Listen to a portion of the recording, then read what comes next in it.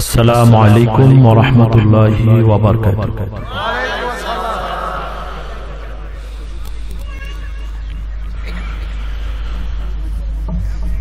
আলহামদুলিল্লাহ আলহামদুলিল্লাহিল্লাযী জা'আলা আশ-শামসা ওয়াল কমারা বিহুসবান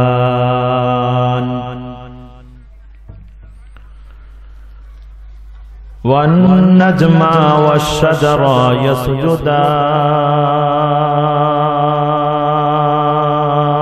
يسجدان وفضل زمانا على زمان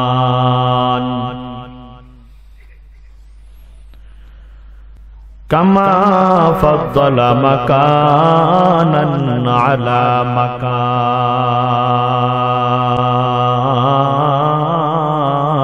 مكان وإنسانا على إنسان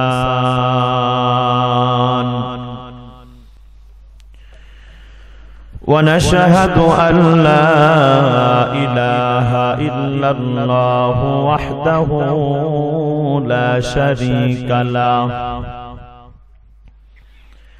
لا ضد له ولا ند له ولا مثل له ونشهد أن سيدنا ونبينا وشفيعنا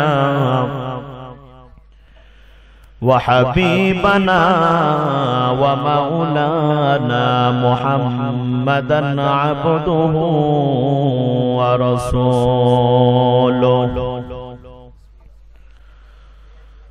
أرسله بالحق بشيرا ونذيرا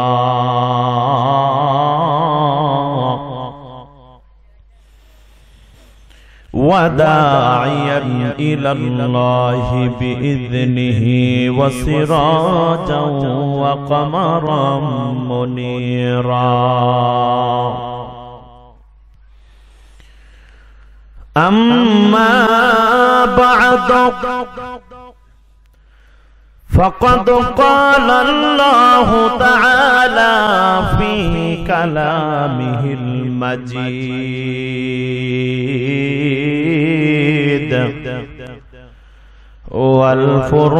والفرقان الحميد সবাই জবান খুলে পড়ুন আউযু বিল্লাহি মিনাশ শাইতানির রাজীম বিসমিল্লাহির রহমানির রহিম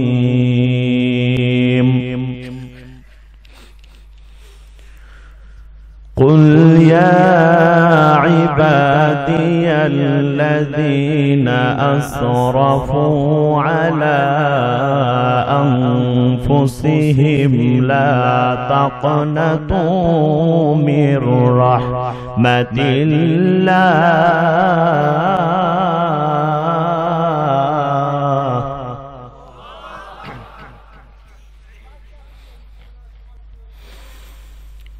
لا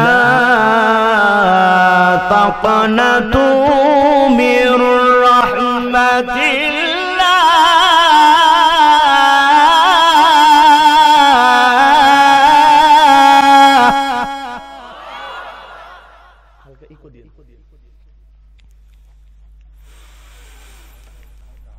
قل يا عبادي الذين أسرفوا على أنفسهم لا تقنطوا من رحمة الله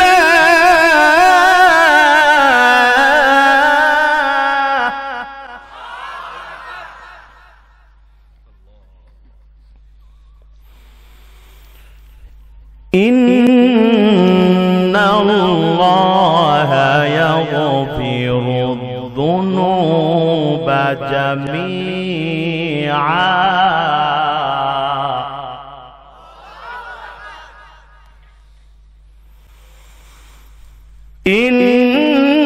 إن الله يغفر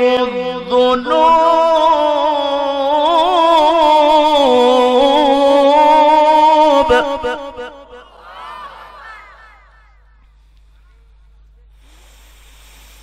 إن الله يغفر الذنوب جميعا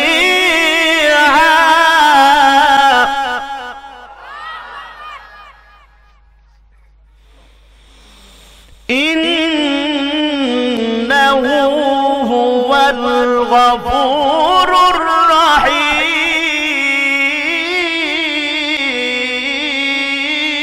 الرحيم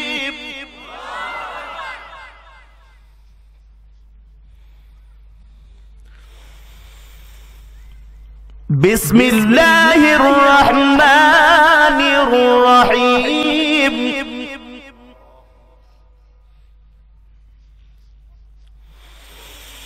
بسم الله الرحمن الرحيم ألف لام ميم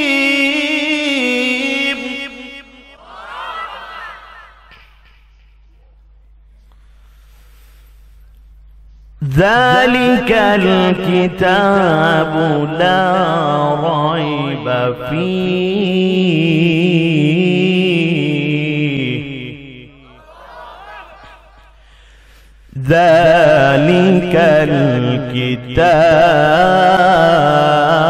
الكتاب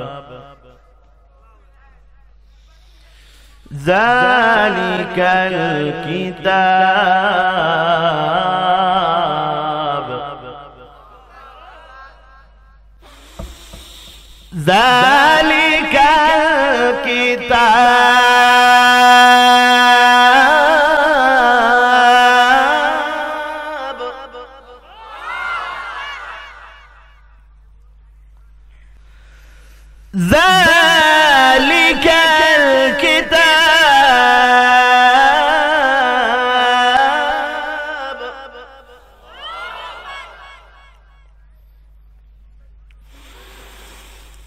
ذلك الكتاب لا ريب فيه هدى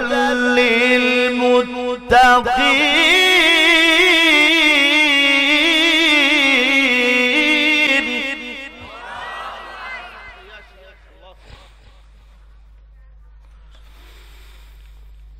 ذلك الكتاب لا ريب فيه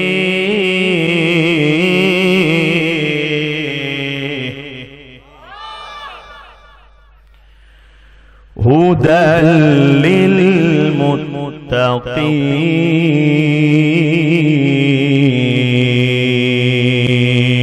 للمتقين وقال رسول الله صلى الله عليه وسلم من بكى من خشية الله حرم الله عليه النار وقال تعالى في شان حبيبه ومحبوبه ومعشوقه مخبرا وآمرا إن الله وملائكته يصلون على النبي يا أيها الذين آمنوا صلوا عليه وسلموا تسليما সবাই দরুদ ইব্রাহিম পড়ি اللهم صل على محمد وعلى آل محمد كما صليت على إبراهيم وعلى آل إبراهيم إنك حميد مجيد اللهم بارك على محمد وعلى آل محمد كما باركت على إبراهيم وعلى آل إبراهيم إنك حميد مجيد صلى الله عليه وسلم لا يقعد قوم يذكرون الله إلا حفتهم الملائكة وغشيتهم الرحمة ونزلت عليهم السكينة وذكرهم الله في من عنده أو كما قال النبي عليه الصلاة والسلام বিশ্বনবী আখিরি জামানার পয়গম্বর জনাবে মুহাম্মদ রাসূলুল্লাহ সাল্লাল্লাহু আলাইহি ওয়াসাল্লাম বলেন যেখানে কোরআন হাদিসের আলোচনা করা হয় আল্লাহ এবং আল্লাহর রাসূলের আলোচনা করা হয় সেই জায়গাটা সাধারণ কোনো জায়গা নয় সেই জায়গাটা বিশ্বনবীর জবানের ভাষায় জান্নাতের বাগান আজকে শুধু এই গভীর রাত্রিতে আপনি আমি মাহফিলের ভিতরে বসে আছি না না না মাহফিলের চতুর্পাশে প্যান্ডেলের চতুর্পাশে লক্ষ লক্ষ কোটি কোটি ফেরেশতারা দাঁড়াইয়া দাঁড়াইয়া আজকে আপনার আমার আলোচনা শুনতেছেন সুবহানাল্লাহ বলেন মুসলমান ভাই আজকে এখানে বসে বসে আপনি আমি আল্লাহর আলোচনা করব আর আল্লাহ রাব্বুল আলামিন ফেরেশতাদের সাথে নিয়ে আপনার আমার আলোচনা করবে যাদের আলোচনা স্বয়ং আল্লাহ রাব্বুল আলামিন নিজে ফেরেশতাদের সাথে করবেন তাদের দাম কম না বেশি আর জোরে বলেন কম না বেশি আমাদের দাম কম না বেশি এখন আসেন আল্লাহ রাব্বুল আলামিন ফেরেশতাদেরকে নিয়ে কি আলোচনা করবেন মুসলমান ভাই আল্লাহ রাব্বুল আলামিন ফেরেশতাদেরকে ডাক দিয়া বলেন ফেরেশতার দল তাকায় দেখো ওই জায়গায় আমার কতগুলো গুনাহগার বান্দা বান্দি রাত্রি গভীর হয়ে গেছে তারপরেও ঠান্ডার ভিতরে বসে বসে কিসের যেন আলোচনা শুনতেছে আর করতেছে সুবহানাল্লাহ বলেন মুসলমান ভাই আমরা কিসের আলোচনা শুনতেছি আর করতেছি এইটা কি আল্লাহ জানে না ইন্নাহু আলিমুম বিযাতিস সুদূর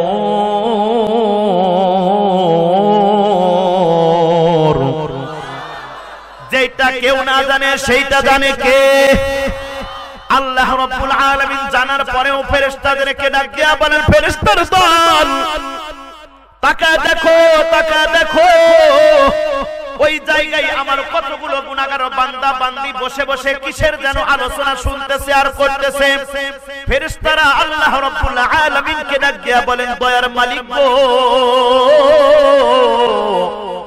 ওই জায়গায় তোমার কিছু সংখ্যক গুনাহগার বান্দা বান্দি তোমার বরত্ব প্রকাশ করতেছে তোমার বানানো জান্নাত তোমার বানানো ভয়ঙ্কর জাহান্নাম সম্পর্কে আলোচনা শুনতেছে আর করতেছে আল্লাহ রাব্বুল আলামিন ফেরেশতাদেরকে ডাক দিয়া বলেন ও ফেরেশতার দল আমার যেই সমস্ত গুনাহগার বান্দারা আমাকে নিয়ে আলোচনা শুনতেছে আর করতেছে আমার বানানো জান্নাত জাহান্নামের আলোচনা শুনতেছে আর করতেছে তারা কি এইগুলা দেখছে নাকি মুসলমান ভাই, ফেরেশতারা ডাক দিয়া বলেন না না, তারা তো এইগুলা কোনটাই দেখে নাই।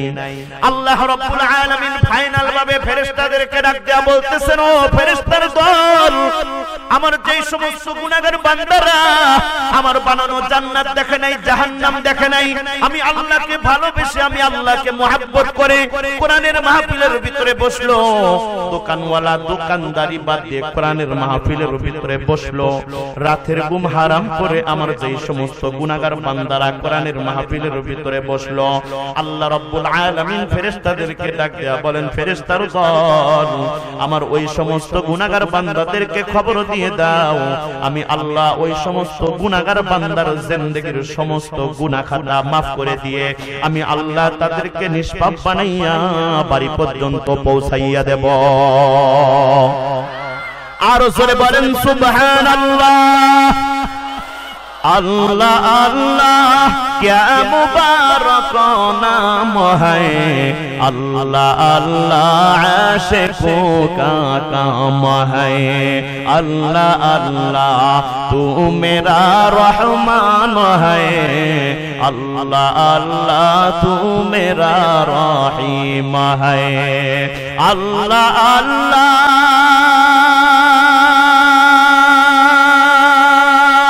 तू मेरा माबूद है, अल्लाह अल्लाह तू मेरा माशूक है।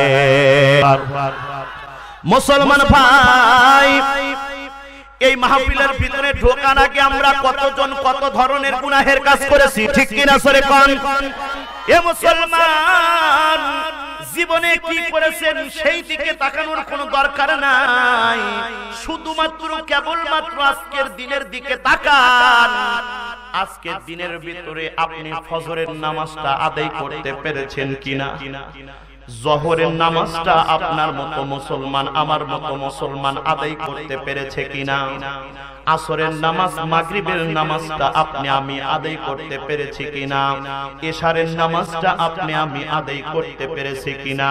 মুসলমান ভাই, আজকের দিনের দিকে যদি আপনি আমি তাকাই, আপনার মতো গুনাহগার, আমার মতো গুনাহগার এই পৃথিবীতে আর কেউ নাই, ঠিক কিনা জোরে কোন, ঠিক কিনা? আমাদের ভিতরে এমন অনেক যুবক আছে, যে যুবক মাহফিলের ভিতরে ঢোকার আগে মহিলা প্যান্ডেলের পাশে দাঁড়িয়ে ছিল, ঠিক কিনা জোরে কোন? দাঁড়ায় দাঁড়ায় দেখেছে এলাকার ভিতরে কোন সুন্দরী মেয়ে মাহফিল শোনার জন্য এসেছে, তাকে দেখার জন্য কিন্তু মাহফিলের প্যান্ডেলের পাশে দাঁড়ায় ছিল, ঠিক কিনা জোরে কোন? মুসলমান ভাই, আমার যুবক ভাইদেরকে বলতে চাই, যুবক, আজকের এই মাহফিলটা তোমাদের মতো যুবক, আমার মতো যুবকের জন্য শেষ মাহফিল হতে পারে, ঠিক কিনা জোরে কোন? এখানে অনেক লোক বসে আছেন, আজকের এই মাহফিল আপনার মতো মুসলমান, আমার মতো মুসলমানের জন্য শেষ মাহফিল হতে পারে, ঠিক কিনা জোরে কোন?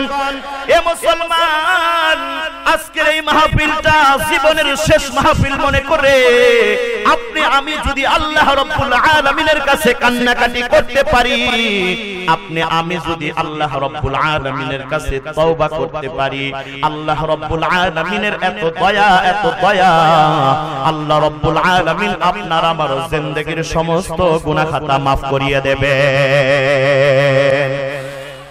এই রকম জান্নাতের বাগানের দরকার আছে না নাই? আরো জবান খুলে বলেন, আছে না নাই? কোরআনের মাহফিলের দরকার আছে না নাই? এ মুসলমান, কিন্তু এইটা নিয়েই তো বড় ঝামেলা। কথা কন, কথা কন।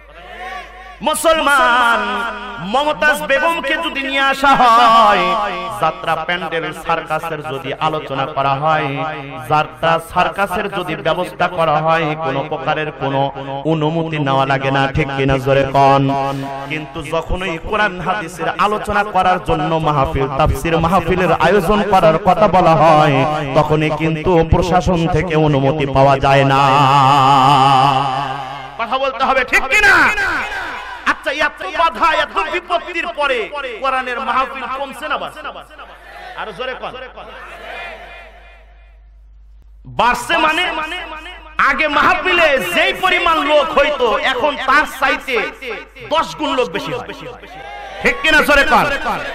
আগেকার যুবকেরা যাত্রা সার্কাসের ব্যবস্থা করত, কোন একটা দিবস আসলে নাচ গানের ব্যবস্থা করত। প্রত্যেক বছর কোন না কোন গ্রামের ভিতরে এরকম নাচ গানের ব্যবস্থা হতোই, ঠিক কিনা জোরে কোন? আর বর্তমান সমাজের যুবকেরা নাচ গান বাদ দিয়ে এখন তাফসীরুল কোরআন মাহফিলের ব্যবস্থা করে, ঠিক কিনা জোরে কোন?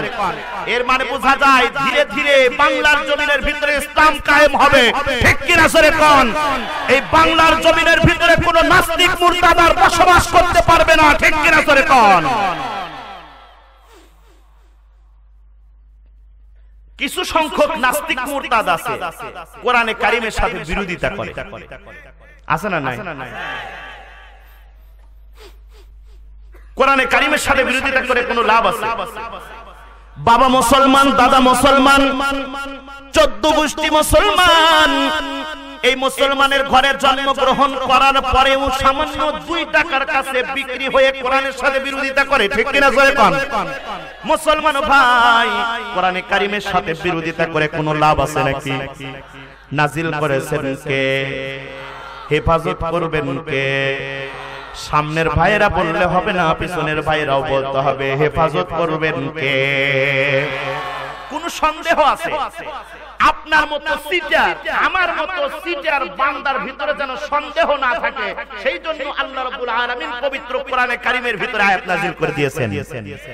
সুবহানাল্লাহ বলে। কোরআন শরীফ খুলে দেখেন সূরা হিজরি 9 নম্বর আয়াত 14 নম্বর পারার প্রথম পৃষ্ঠার 8 নম্বর লাইনে আল্লাহ রাব্বুল আলামিন বলেন, ইন্না নাহনু নাযালনা যিকরা ওয়া ইন্না লাহু লাহাফিজুন।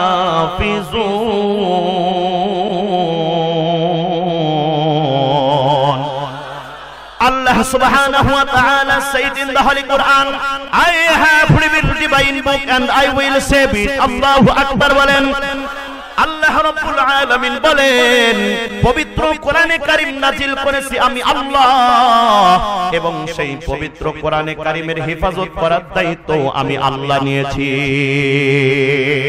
কাজী বর্তমান সমাজের ভিতরে বসবাস করে যে সমস্ত নাস্তিক মুরতাদেরা, কুলাঙ্গারের, আবু জেহেল মার্কা লোকেরা পবিত্র কোরআনে কারীমের সাথে যারা বিরোধিতা করবে, মুসলমানদের সাথে যারা বিরোধিতা করবে, মসজিদ মাদ্রাসার সাথে যারা বিরোধিতা করবে, তাদের চোখে আঙুল দিয়ে বলতে চাই এখনো সময় আছে, লাইন আসো, না হলে বাংলাদেশের মুসলমানেরা নারায়ে তাকবীর আল্লাহু আকবারের ধ্বনি দিয়ে যদি মাঠে নামে, এই বাংলার জমিন থেকে কোনো নাস্তিক, কোনো মুরতাদ, কোনো কুলাঙ্গার বাঁচিয়ে পালাতে পারবে না, ঠিক কিনা জোরে কোন? মুসলমানদের পাওয়ার আছে না নাই? আর জোরে বলেন। বর্তমান সমাজের ভিতরে যায় যে সমস্ত কুলাঙ্গারেরা বিশ্বনবীকে নিয়ে কটূক্তি করে, মুসলমানদেরকে নিয়ে যারা কটূক্তি করে, কোরআনের সাথে যারা বিরোধিতা করে, এরা কি আবু জেহেলের চাইতে বেশি শক্তিশালী? জোরে কোন? ফেরাউনের চাইতে, নমরুদের চাইতে? আমি তো মনে করি এই ফেরাউন, নমরুদ, আবু জেহেলের যে চেলাগুলা ছিল, এই চেলাগুলার পশমের যোগ্যতাও এদের ভিতরে নাই, ঠিক কিনা জোরে কোন? ঠিক কিনা? এই আহম্মকের দলেরা মুসলমানদের ইতিহাস জানে না দেখেই মুসলমানদের সাথে বিরোধিতা করে। কথা বলেন। মুসলমানদের ইতিহাস হচ্ছে বিজয়ের ইতিহাস। আবু জেহেল কত বড় নেতা, আবু জেহেল কত বড় শক্তিশালী, সেই সময় আবু জেহেলের বিজয় হয়েছিল নাকি কোরআনের বিজয় হয়েছিল? এই পাগল তার ছেলেগুলা বোঝে না কেন যে কোরআনের সাথে, মুসলমানদের সাথে পাল্লা দিয়ে আমরা টিকে উঠতে পারবো না, ঠিক কিনা জোরে কোন? কত বড় আহম্মক, কত বড় তার ছেলে হলে মুসলমানদের সাথে তাফসীরুল কোরআন মাহফিলের সাথে বিরোধিতা করতে পারে, ঠিক কিনা জোরে কোন? সম্মানিত হাজিরিন, আবু জেহেল এত বড় নেতা, আবু জেহেলও কিন্তু কোরআনের পিছনে লাগছে। আবু জেহেল নেতা হওয়ার সাথে সাথে মক্কায় অ্যানাউন্স করে দিয়েছে, ঘোষণা করে দিয়েছে, আগামী কাল থেকে প্রকাশ্যে কোরআন তেলাওয়াত নিষেধ, আর যে করবে তাকে প্রকাশ্যে হত্যা করা হবে। হয় সুবহানাল্লাহ কোন, না হয় নাউজুবিল্লাহ। একটা তো বলা লাগে, আর এটা তো ভালো কথা না, মুসলমানদের কোরআনে আঘাত, ঠিক কিনা জোরে কোন? আবু জেহেল ঘোষণা করছে আগামী কাল থেকে প্রকাশ্যে কোরআন তেলাওয়াত নিষেধ, আর যে করবে তাকে প্রকাশ্যে হত্যা করা হবে। আজকে আবু জেহেল ঘোষণা করছে পরের দিন আপনার নবী আমার নবী বিশ্ব নবী জনাবে মুহাম্মদুর রাসূলুল্লাহ সাল্লাল্লাহু আলাইহি ওয়াসাল্লাম বাইতুল্লাহর সামনে দাঁড়াইয়া উঁচু কণ্ঠে সুন্দর আওয়াজে সূরা মুজাম্মিল তেলাওয়াত শুরু করে দিয়েছেন। বিশ্বনবীকে আবু জেহেলকে দেখে কখনো ভয় পাইতো? জোরে কান, কখনো পাইছে? বিশ্বনবী সুন্দর কণ্ঠে বাইতুল্লাহর সামনে দাঁড়াইয়া সূরা মুজাম্মিল পড়ে, ইয়া আইয়ুহাল মুজাম্মিল কুমিল লাইলা ইল্লা কালিলা।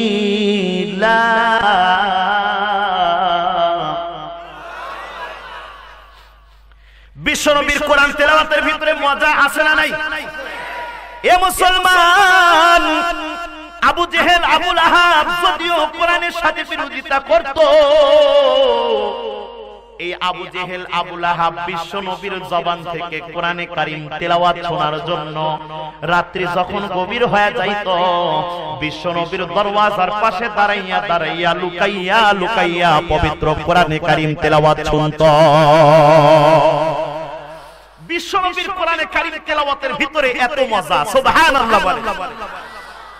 এই সূরা, এই পবিত্র কোরআনে কারীমের সূরা ফাতিহাটা যদি আপনাকে তেলাওয়াত করতে দেওয়া হয়, আপনি যদি তেলাওয়াত করেন সেই ফাতিহা সূরা তেলাওয়াতের ভিতরে কিন্তু এক রকমের মজা হবে, ঠিক কিনা জোরে কান।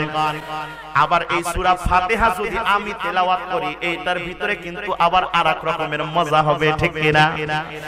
দিনাজপুর জামে মসজিদের ইমাম সাহেব যখন এই সূরা ফাতিহা তেলাওয়াত করবে ওইটার ভিতরে আবার আরেক রকম মজা। কথা বলতে হবে, ঠিক কিনা। মুসলমান ভাই, আপনার যদি বিশ্বাস না হয়, আপনার এই দিনাজপুর জেলার ভিতরে যতগুলো মসজিদ আছে সবগুলো মসজিদে এক ওয়াক্ত করে নামাজ পড়ে দেখেন, এক এক মসজিদের ইমাম সাহেবের তেলাওয়াতের ভিতরে এক এক রকমের মজা পাওয়া যায়। নাকি দিনাজপুর শহরে যেই সূরা ফাতিহা পড়ে আমরা অন্য সূরা পড়ি নাকি? সূরা কিন্তু একটাই, কিন্তু ফ্লেভার বিভিন্ন রকম। কথা বলেন।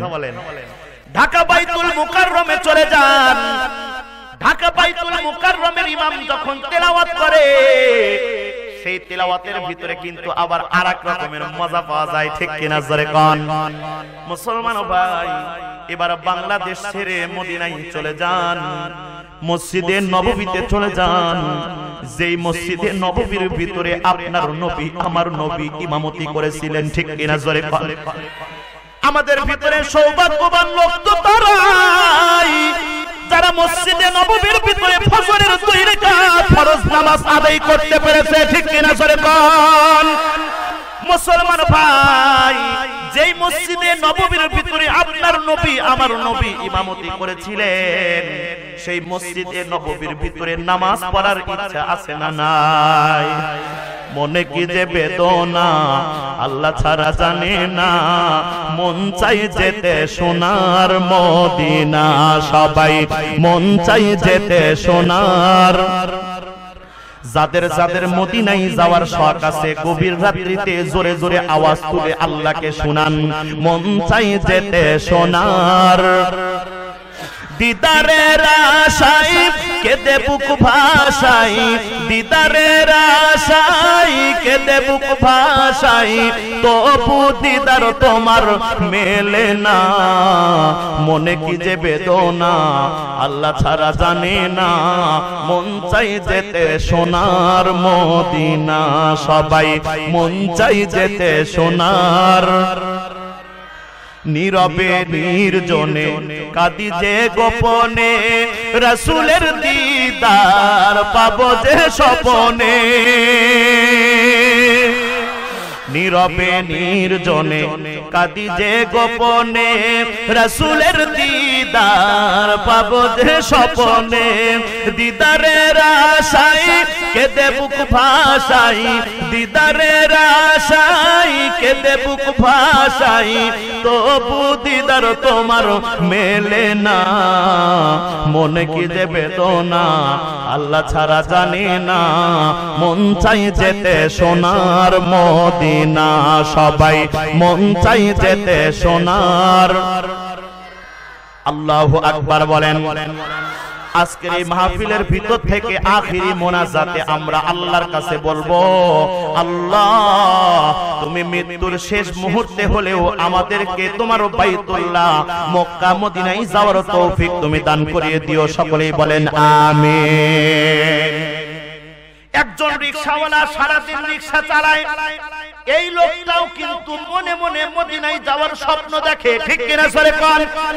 মুসলমান ভাই একজন লোক সারাদিন কামলা দেয় ওই কামলা দেওয়ার পরেও কিন্তু মনের ভিতরে টাকা যদিও নাই তারপরেও দিলের ভিতরে মনে মনে কিন্তু স্বপ্ন দেখে আমি যদি মদিনায় যাইতে পারতাম ঠিক কিনা জোরে কোন আমাদের দেশে এমন কোন মুসলমান নাই যেই মুসলমান মক্কা মদিনায় যাওয়ার স্বপ্ন দেখে না আপনি সেই মসজিদে নববীতে চলে যান মসজিদে নববীর ইমাম যখন সূরা ফাতিহা তিলাওয়াত করে মুসলমান ভাই আল্লাহর কসম করে বলি আল্লাহর কসম করে বলি সারা রাত্রি দাঁড়াইয়া দাঁড়াইয়া যদি আপনাকে নামাজ পড়তে বলা হয় তারপরেও কোনো প্রকারের কোনো ক্লান্তি আপনার শরীরের ভিতরে আসবে না এবার মসজিদে নববী থেকে বাইতুল্লাহতে চলে যান মুসলমান এখানে যারা হাজী সাহেব আছেন তারা জানেন বাইতুল্লাহতে নামাজ পড়ার ভিতরে কত মজা মুসলমান ভাই বাইতুল্লাহর ইমাম আব্দুর রহমান আস-সুদাইসি যখন তেলাওয়াত করে আব্দুর রহমান আস-সুদাইসির তেলাওয়াতের ভিতরে এত মজা আমার তো মনে হয় আল্লাহ রাব্বুল আলামিন একটা একটা করে কোরআনের আয়াত নাজিল করতে থাকেন নারে তাকবীর পবিত্র কোরআনে কারীমের ভিতরে এত মজা বিশ্বনবী বাইতুল্লাহর সামনে দাঁড়াইয়া সূরা মুজাম্মিল তিলাওয়াত শুরু করে দিয়েছে ইয়া আইয়ুহাল মুজাম্মিলু কুমিল লাইলা ইল্লা কালিলা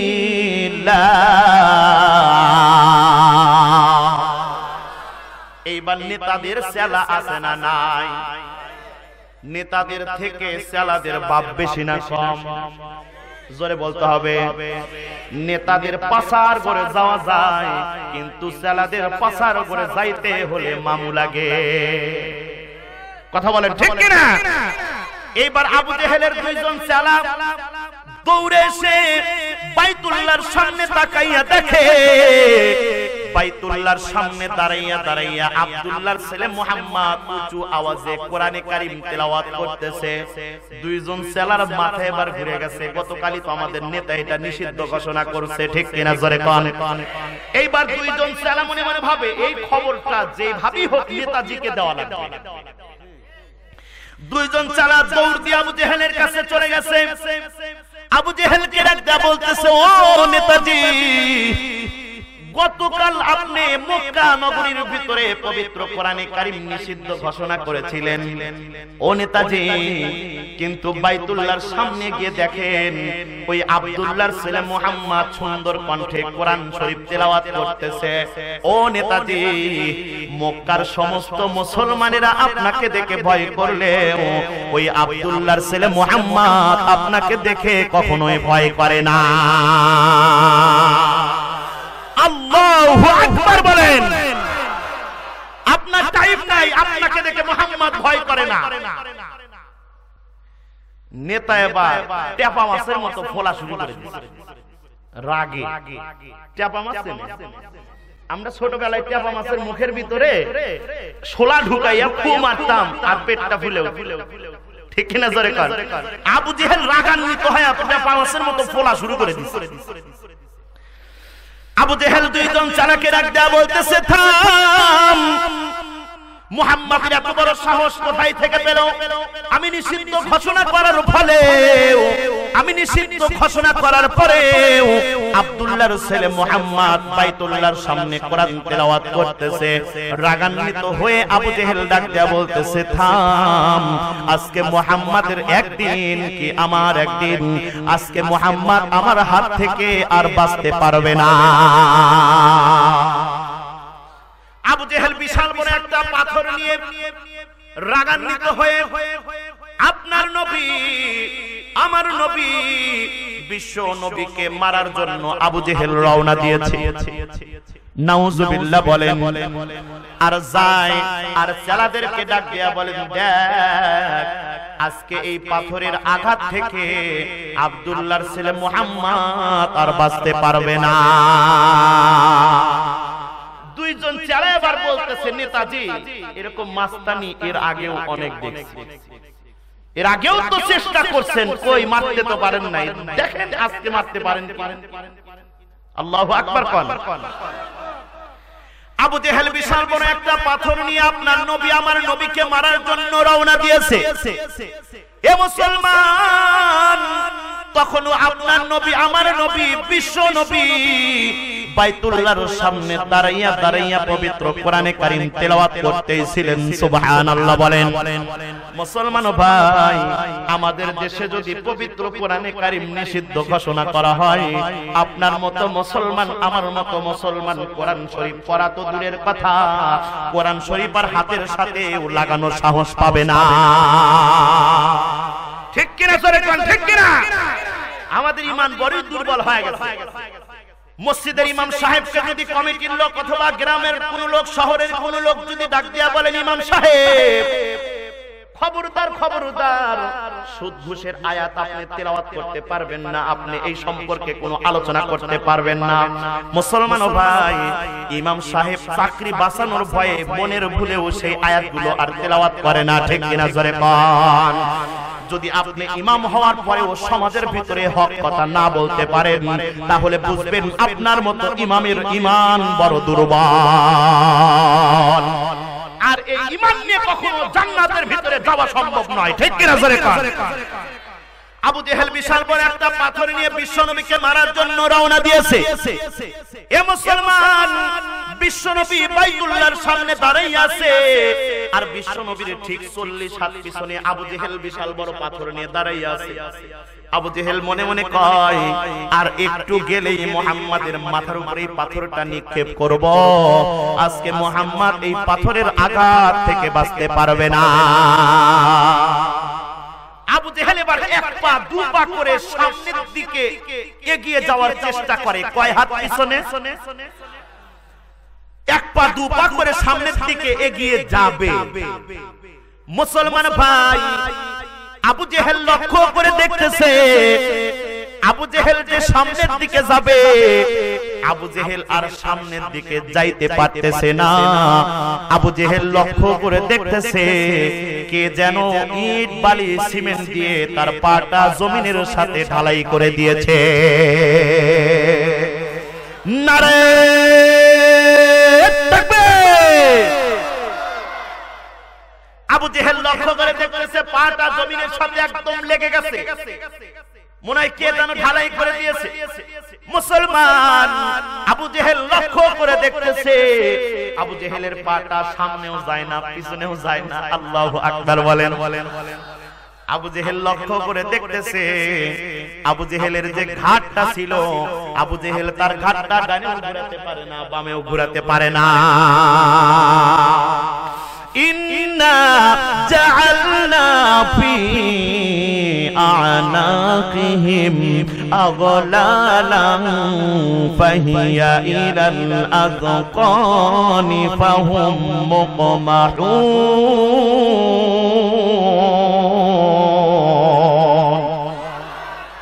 মুসলমান ভাই, পাকার কথা শুনে আরো জোরে বলেন।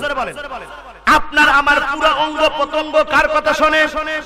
মুসলমান ভাই, আল্লাহ রাব্বুল আলামিন যদি চায় আপনি এই মাহফিলের ভিতর থেকে আর উঠতে পারবেন না, বাড়ি যাইতে পারবেন না। আপনার দ্বারা আমার দ্বারা কি সম্ভব?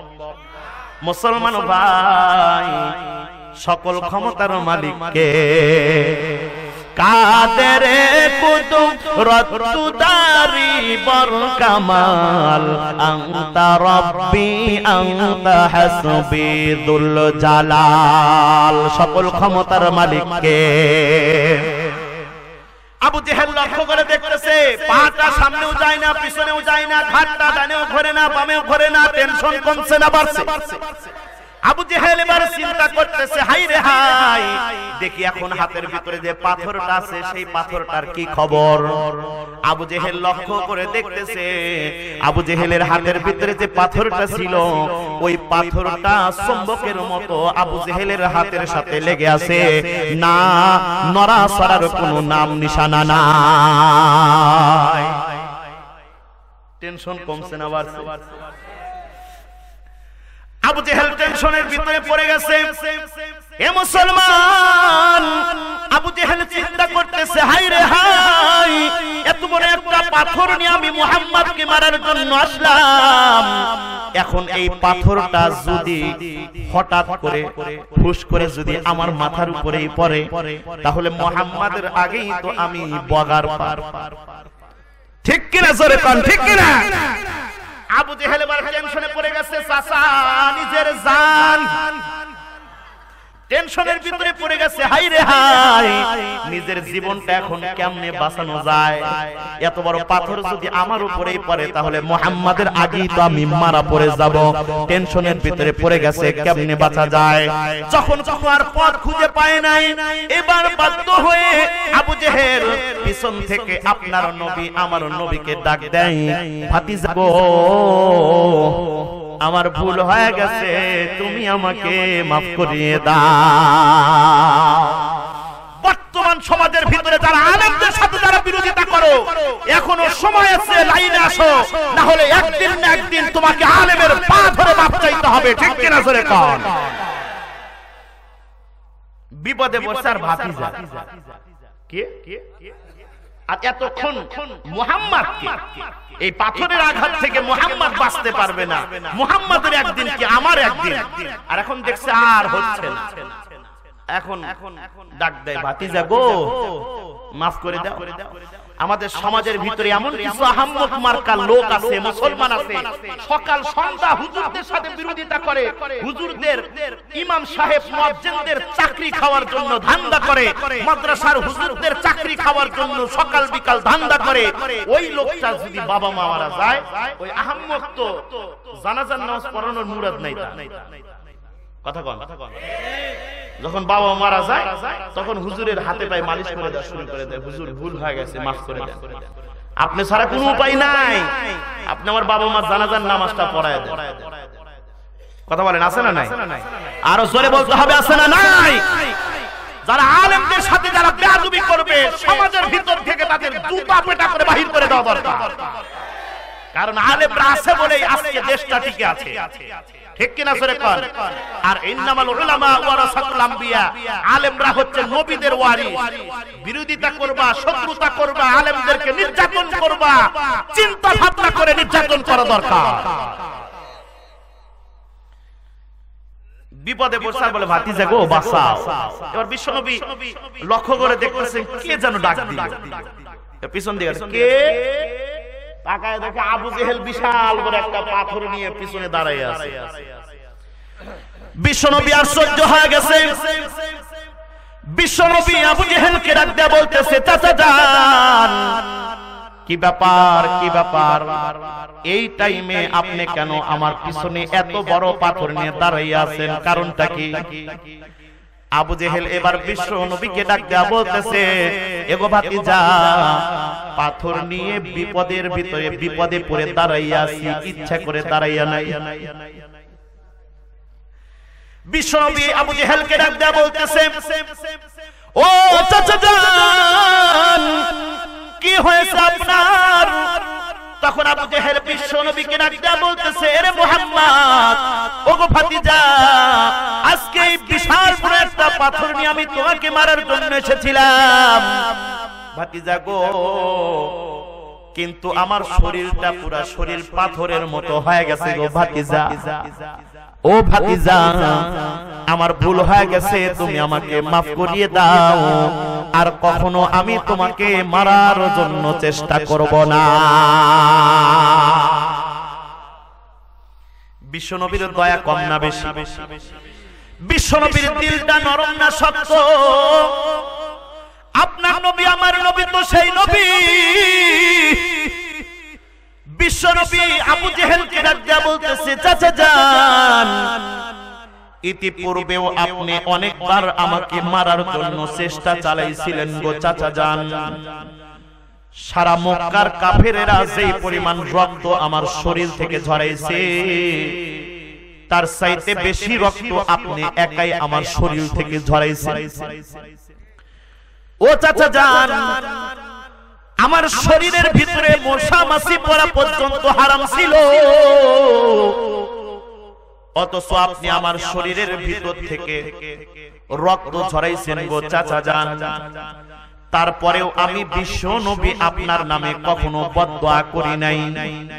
ও চাচা যান, আমি বিশ্ব নবী যদি আপনি আবু জেহেলের নামে যদি বদদোয়া করতাম, আল্লাহ রব্বুল আলামিন অনেক আগেই আপনাকে ধ্বংস করিয়ে দিত। আপনার নবীর চরিত্র আমার নবীর চরিত্র এমন, ওই জায়গায় যদি আপনি আমি হইতাম, তাহলে আরেকটা লাঠি নিয়ে এসে বলতাম, থাম, আজকে তোর একদিন কি আমার একদিন, ঠিক কিনা জোরে কোন? আপনার নবীর চরিত্র আমার নবীর চরিত্র এমন, আপনার নবীর চরিত্র দ্বারা, আপনার নবীর দ্বারা, আমার নবীর দ্বারা কখনো কোনো কাফের মুশরিকরা পর্যন্ত আঘাত পায় না। আর এখন ভাই ভাই কথা বলেন, মাত্র 1102 বিঘা জমির জন্য এমন অনেক জায়গা আছে ভাই হয়ে নিজের ভাইকে খুন করে, ঠিক কিনা জোরে কোন? মুসলমান ভাই, এইটা কখনো আপনার নবী আমার নবীর আদর্শ হতে পারে না। আপনার নবীর চরিত্র আমার নবীর চরিত্র এমন, আমার নবী নিজে কষ্ট পাইলেও কাউকে কষ্ট দিতেন না। আল্লাহু আকবার বলেন। মুসলমান, রাস্তার ভিতরে একজন ইহুদি যুবক বিশ্ব নবীর গাল মোবারকের ভিতরে জোরে একটা থাপ্পড় মারছে, তারপরেও আপনার নবী আমার নবী কিন্তু ওই ইহুদি যুবকের উপরে রাগান্বিত হয় নাই। মুসলমান ভাই, বিশ্ব নবী ইহুদি যুবকটাকে ডাক দেয়া বলতেছেন, যুবক রে,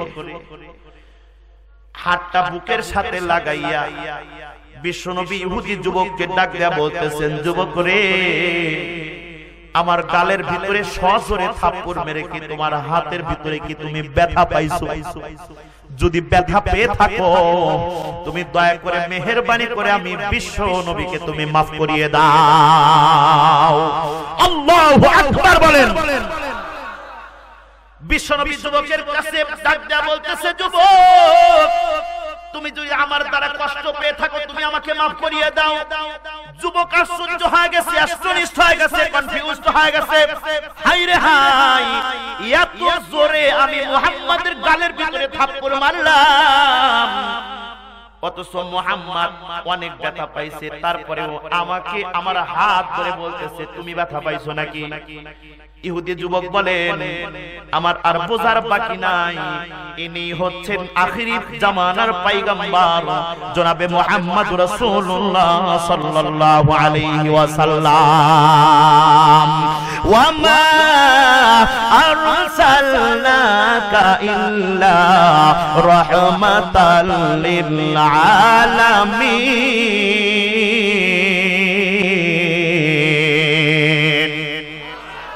আল্লাহ রাব্বুল আলামিন বিশ্বনবীকে রহমত স্বরূপ প্রেরণ করেছেন, ঠিক কিনা জোরে কোন? ইহুদি যুবক বিশ্বনবীকে ডাকতে বলতেছেন, নবী গো, আমার ভুল হয়ে গেছে, আপনি দয়া করে মেহেরবানি করে আপনি আমাকে মাফ করিয়ে দেন। শুধু মাফ নয়, আপনি দয়া করে মেহেরবানি করে আমাকে কালেমা পড়াইয়া মুসলমান বানাইয়া দেন। সবাই পড়েন আশহাদু আল্লা ইলাহা ইল্লাল্লাহ ওয়া আশহাদু আন্না মুহাম্মাদান আবদুহু ওয়া রাসূলুহু আল্লাহু আকবার। বিশ্বনবীর চরিত্র, আপনার নবীর চরিত্র, আমার নবীর চরিত্র এমন, সুবহানাল্লাহ বলেন। যাহারা গমনে ধন্য, যাহারা গমনে ধন্য হলো মানবকুল, সকল নবীর সেরা নবী মুহাম্মদ রাসূল, সকল নবীর সেরা নবী মুহাম্মদ রাসূল। আমার সাথে গাইতে পারবেন ইনশাআল্লাহ? যাহারা গমনে ধন্য, যাহারা গমনে ধন্য হলো মানবকুল, সকল নবীর সেরা নবী মুহাম্মদ রাসূল, সকল নবীর সেরা নবী। আল্লাহু আকবার বলেন। আপনার নবীর চরিত্র, আমার নবীর চরিত্র এমন, সুবহানাল্লাহ বলেন। মুসলমান ভাই, বিশ্ব নবী আবু জেহেলকে ডাক দিয়া বলতেছে, চাচা যান, ইতিপূর্বেও আপনি আমাকে অনেক মারার জন্য চেষ্টা করেছিলেন, আজকেও আপনি আমাকে মারতে এসেছেন, এইটা জানা সত্ত্বেও আমি বিশ্ব নবী আপনাকে মাফ করিয়ে দিলাম। নারে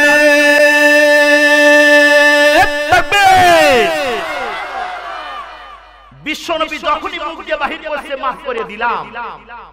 এখন আবু জেহেল লক্ষ্য করে দেখতেছে, আবু জেহেলের পাটা যে জমিনের সাথে লাগানো ছিল, আবু জেহেল লক্ষ্য করে দেখতেছে আবু জেহেলের পাটা এবার সামনেও যায়, পিছনেও আসে। বিশ্বনবী শুধু বলছে, মাফ করিয়ে দিলাম। আমার নবীর খুশি তো আল্লাহও খুশি, ঠিক কিনা জোরে কোন? কঠিন হাসরের ময়দানে আপনি যত বড় আমলওয়ালা লোক হন না কেন, বিশ্ব নবী যদি আপনার দিকে না তাকায়, আমি কি জান্নাতের ভিতরে যাইতে পারবো নাকি? আর আপনি আমি গুনাহগার হওয়ার পরেও বিশ্ব নবী যদি আল্লাহকে বলে, আল্লাহ ওই যে আমার উম্মত দেখা যায়, ওই উম্মতটাকে আমি ভালোবাসি, আমার আল্লাহ ওই লোকটাকে কখনোই জাহান্নামের ভিতরে দেবে না। কারণ বিশ্ব নবী যেটাতে খুশি, আমার আল্লাহ ওইটাতে খুশি, ঠিক কিনা জোরে কোন? আবু জেহেল শুধু, বিশ্বনবী শুধু বলছে মাফ করিয়ে দিলাম। আবু জেহেল লক্ষ্য করে দেখতেছে, আবু জেহেলের যে পাটা ছিল, আবু জেহেলের পাটা জমিন থেকে একদম সরে গেছে, সামনেও যায়, পিছনেও আসে। আল্লাহু আকবার। মুসলমান, আবু জেহেল লক্ষ্য করে দেখতেছে, আবু জেহেলের যে ঘাটটা ছিল, ঘাটটা এবার ডানেও ঘোরে, বামেও ঘোরে। বিশ্বনবী শুধু বলছে মাফ করিয়ে দিলাম। আবু জেহেল এবার চিন্তা করতেছে, দেখি হাতের ভিতরে যে পাথরটা ছিল, এইটার কি খবর? আবু জেহেল লক্ষ্য করে দেখতেছে, আবু জেহেলের হাতের ভিতরে যে পাথরটা ছিল, আবু জেহেল দেখে পাথরটা আগের মতো নরমাল হয়ে গেছে, নড়াচড়া শুরু করে দিয়েছে।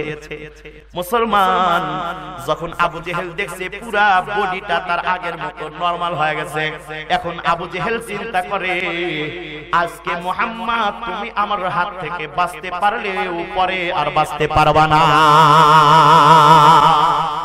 পরে তোমাকে দেখে নেব। কত বড় হারামি চিন্তা করে। মুসলমান ভাই, বিশ্বনবী আবু জেহেলকে বলছে মাফ করিয়ে দিলাম। আবু জেহেলের পুরো অঙ্গ প্রত্যঙ্গ আগের মতো ফ্রি হয়ে গেছে। যখন দেখছে হাতের ভিতরে পাথরটা নড়ে, এবার চিন্তা করে, চাচা নিজের জান, চিন্তা করতেছে আজকের মতো বাঁচতেই হয় রে মুহাম্মদ, তোমাকে পরে দেখে নেব। নাউজুবিল্লাহ বলেন। আবু জেহেল পাথরটা জমিনের ভিতরে নিক্ষেপ করে আবু জেহেল কুকুরের মতো বাড়ির দিকে দৌড় মারছে। দেখবেন একটা কুকুর যদি 10 মিনিট একটানা দৌড়াদৌড়ি করে, এই দৌড়াদৌড়ি করার পরে যখন থামে, থামার সাথে সাথে এত বড় জিহ্বা বের করে এরকম হাঁপাইতে থাকে। কথা বল। আপনাদের এই দিকের কুকুরের কি অবস্থা সেটা আমার জানা নাই। এত বড় জিহ্বা বের করে হাঁপাইতে থাকে। আবু জেহেল এবার বাড়িতে গিয়ে হাঁপায় আর বলে ভগবান বাঁচাই। কে বাঁচায়? বাঁচাই কে? আর জবান খুলে চিল্লা বলতে হবে কে? কুল ইন্না সালাতি ওয়া নুসুকি ওয়া মাহইয়ায়া ওয়া মামাতি লিল্লাহি রাব্বিল আলামিন।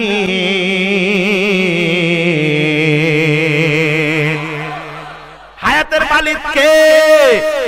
মৌতের মালিক কে? এ মুসলমান, আবু জেহেল বলতেছে ভগবান বাঁচাইলো, আসলে কে বাঁচায়? ভগবানের নাম শুনছেন? শোনেন নাই মানে? এখন তো প্রত্যেকটা মুসলমানের ঘরের ভিতর থেকে সকাল থেকে নিয়ে সন্ধ্যা থেকে নিয়ে রাত্রি 12টা 1টা পর্যন্ত মুসলমানদের সংস্কৃতির আওয়াজ, হিন্দুদের সংস্কৃতির আওয়াজ, হিন্দুদের উলু উলু শব্দ, পূজার শব্দ মুসলমানের ঘরের ভিতর থেকে বাহির হয়। ঠিক কিনা সরে কান? এ মুসলমান, যেই ঘরের ভিতর থেকে হিন্দুদের পূজার আওয়াজ বাহির হবে, ওই ঘরটা কখনো মুসলমানের ঘর হতে পারে না।